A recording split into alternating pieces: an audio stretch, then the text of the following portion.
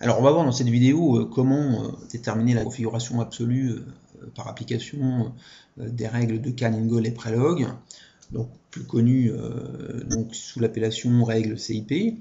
Donc elle consiste à classer les substituants autour d'un carbone asymétrique, donc carbone tétravalent avec 4 substituants différents. Donc ce classement réside donc à classer ces substituants par ordre décroissant de priorité, donc le substituant prioritaire étant celui qui a le numéro atomique le plus élevé. Alors en cas d'égalité, ce qui peut arriver évidemment, on regarde au rang suivant et on tranche dès que possible en fonction des numéros atomiques rencontrés. En cas de liaison multiple, on va compter plusieurs fois l'élément rencontré. On va traiter un exemple pour montrer de quoi il s'agit. Alors, on va regarder cet exemple-là. Ici, j'ai représenté donc la molécule dont le nom visuel est le limonène. Limonène qui peut avoir soit l'odeur de citron, soit l'odeur d'orange.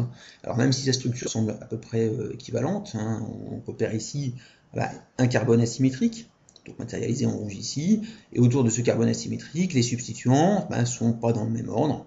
Ici, ce substituant est devant. On rencontre évidemment l'autre substituant manquant ici, un proton en arrière du plan, et ici le proton est en avant du plan, suivant les conventions de Kram, hein, donc deux liaisons dans le plan, une en arrière, une devant, pour chacun de ces carbones. Alors on va essayer de classer ces substituants donc, autour de ces carbones en rouge. Alors qu'est-ce qu'on va rencontrer autour de ce carbone en rouge? Alors on va regarder ce qui se passe, ce qu'on appelle au rang 1.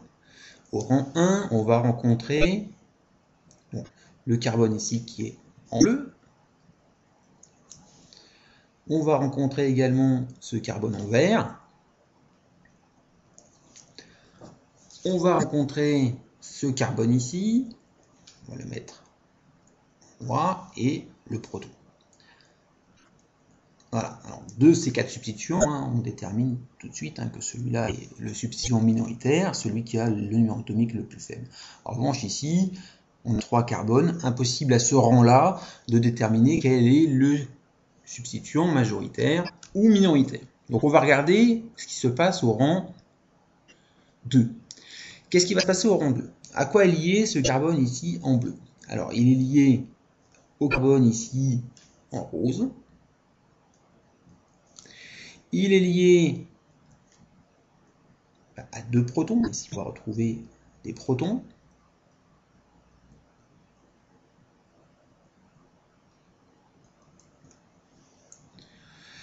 Le carbone en vert ici est lié de la même façon donc à un carbone ici en violet. Le voilà. Et il est lié de la même façon à 2 protons ici, un proton, proton et proton. Le carbone en noir ici, donc lui c'est un peu plus compliqué. À quoi il est lié? Il est lié ici à un carbone. Il est lié ici à un deuxième carbone. Et on se rend compte ici qu'on a une double liaison, donc il est doublement lié, donc on compte cette liaison 2 fois. Par contre ici on place le carbone doublement lié entre parenthèses.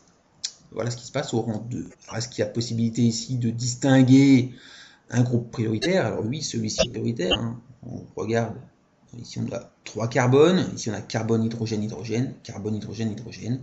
Donc ce substituant est le numéro 3. Numéro 1, pardon. C'est le substituant majoritaire. Prioritaire. Alors ensuite ici, impossibilité à ce stade-là de différencier quel est le groupement prioritaire. Alors on va regarder donc, ce carbone en rose, à quoi il est lié. Donc il est lié ici au carbone en gris, donc c'est le rang 3. Il est lié évidemment à 2 hydrogènes. Hydrogène. Le carbone en violet ici est lié à quoi? Il est lié à ce carbone en gris. Alors il est lié 2 fois, c'était une double liaison, donc on compte une deuxième fois entre parenthèses. Et lié lui-même à un proton ici. Alors, est-ce qu'on a la possibilité ici de déterminer quel est le groupe prioritaire? Carbone, hydrogène, hydrogène. Donc celui-ci est prioritaire devant celui-ci. Donc on a le groupement numéro 2 et le groupement numéro 3. Donc le groupement numéro 2, c'était celui-ci. Et le 3, il est par là. Alors ensuite, on regarde l'ordre dans lequel se succèdent les substituants 1, 2 et 3. Donc si ces substituants 1, 2, 3 tournent dans le sens inverse des aiguilles d'une montre, le substituant minoritaire étant en arrière, on garde le sens de rotation LU, et donc il est de configuration S. L'autre, donc celui à l'odeur d'orange, on retrouve le même classement des substituants.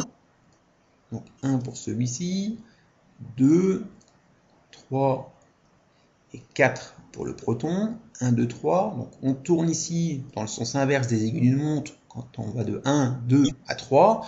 Alors attention ici, le substituant minoritaire est en avant-plan.